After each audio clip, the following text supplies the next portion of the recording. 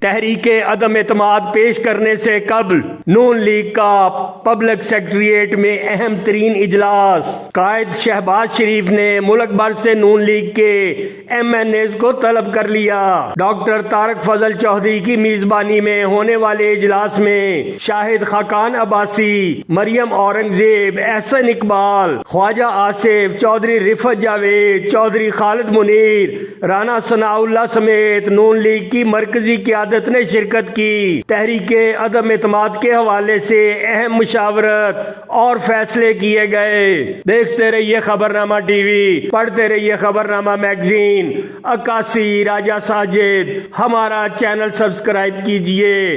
شکریہ۔